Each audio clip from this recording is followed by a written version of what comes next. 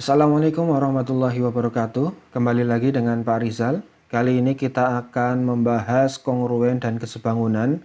Melanjutkan materi yang kemarin, kita sudah belajar bagaimana cara mengidentifikasi konsep dan persyaratan kekongruenan bangun datar. Nah, sekarang kita akan melanjutkan dengan membahas bagaimana cara mengidentifikasi dan mendeskripsikan segitiga yang kongruen. Langsung saja kita bahas sama-sama.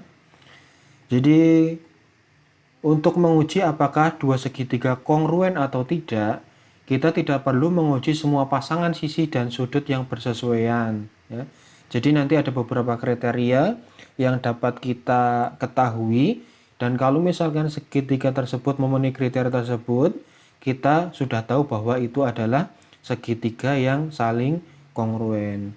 Kriteria yang pertama adalah sisi gitu ya. Jadi ada dua segitiga yang dikatakan kongruen apabila kita ketahui bahwa ketiga sisinya di sini yang bersesuaian itu adalah sama panjang. Jadi kalau kita ketahui bahwa kedua segitiga tersebut memenuhi kriteria sisi, dapat dikatakan dua segitiga tersebut saling kongruen. Nah, yang kedua, misalkan ada dua segitiga. Nah, di sini segitiga tersebut memenuhi kriteria sisi, sudut, sisi. Jadi diketahui ada dua buah sisi yang bersesuaian, ya, di sini sama panjang, dan di antara kedua sisi tersebut diketahui sudutnya yang sama besar. Maka kedua segitiga tersebut memenuhi kriteria sisi, sudut, sisi. Dan apabila memenuhi kriteria sisi, sudut, sisi, dapat dikatakan bahwa kedua segitiga tersebut saling kongruen. Masuk ke kriteria yang ketiga. Nah, misalkan kriteria yang ketiga ini adalah sudut, sisi, sudut. Jadi ada dua segitiga. Nah, di sini diketahui ada dua pasang sudut yang bersesuaian sehingga sama besar ya. Yang ini dengan ini, yang sini garisnya 2 dengan garisnya 2. Nah, di antara dua sudut tersebut diketahui juga sebuah sisi yang sama panjang ini ya. Nah, kalau misalkan kedua segitiga tersebut memenuhi kriteria sudut, sisi, sudut, maka dapat dikatakan bahwa dua segitiga tersebut saling kongruen. Masuk ke kriteria yang keempat, yaitu adalah sudut, sudut, sisi. Nah, di sini diketahui bahwa ada dua buah segitiga. Nah, di sini ada dua buah sudut yang diketahui saling bersesuaian ya. Yang ini dengan ini, yang garisnya 2 dengan garisnya 2. Nah, selain itu juga diketahui sebuah sisi yang sama panjang. Sisi yang bersesuaian sama panjang. Sehingga kalau misalkan diketahui ada dua buah segitiga yang memenuhi kriteria sudut, sudut, sisi, sudah bisa dipastikan bahwa dua segitiga tersebut saling kongruen. Nah, yang terakhir ini berlaku untuk segitiga siku-siku. Jadi kalau untuk segitiga siku-siku, karena sudutnya kan sudah jelas, kalau siku-siku itu 90 derajat, berarti sudah sama. Jadi cukup kalian tentukan sisi miringnya atau panjang sisi miringnya dan juga sisi yang bersesuaian ya, dari salah satu sisi ini, yang siku-siku ini saling bersesuaian itu sama panjang. Jadi cukup kalian cari saja apakah sisi yang miring ini sama panjang dan juga salah satu sisi dari sisi siku-sikunya itu yang bersesuaian sama panjang juga. Kalau memenuhi kriteria tersebut, maka sudah dipastikan bahwa segitiga siku-siku tersebut adalah segitiga yang saling kongruen. Itu adalah 5 kriteria yang dapat Pak Rizal sampaikan. Nah, sekarang kita lanjut ke contoh soalnya.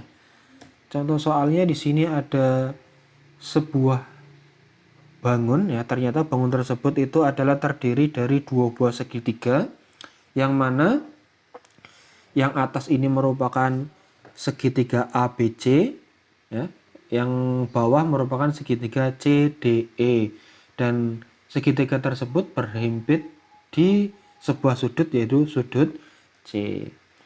Nah, di sini dikatakan bahwa segitiga ABC kongruen dengan segitiga EDC.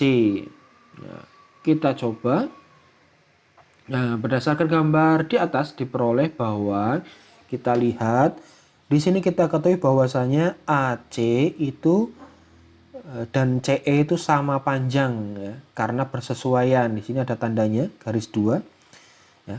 Maka diketahui bahwa AC dan EC itu sama panjang. Nah, terus ada lagi ada sudut ACB dan besar sudut ECD itu karena berhimpit di sini ya, maka otomatis sudutnya juga sama besar ya.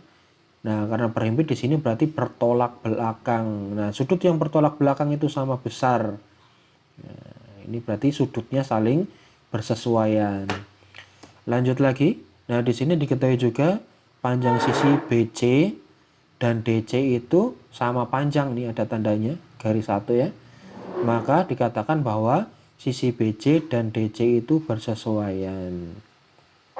Dari apa yang kita ketahui di situ, maka kita ketahui bahwa dua segitiga tersebut memenuhi kriteria sisi, sudut, sisi. Nah, karena dua segitiga tersebut memenuhi kriteria sisi, sudut, sisi, maka dikatakan dua segitiga ABC dan EDC itu adalah segitiga yang kongruen. Ini terbukti jadi.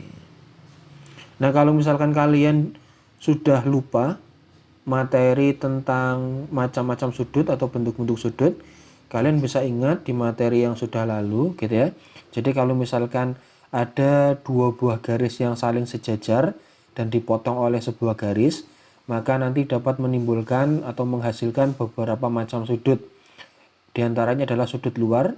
Jadi kalau sudut luar itu sudut yang ada di luar kedua garis yang saling sejajar, yaitu sudut 1, 2, sudut 7 dan 8. Ada juga sudut-sudut dalam.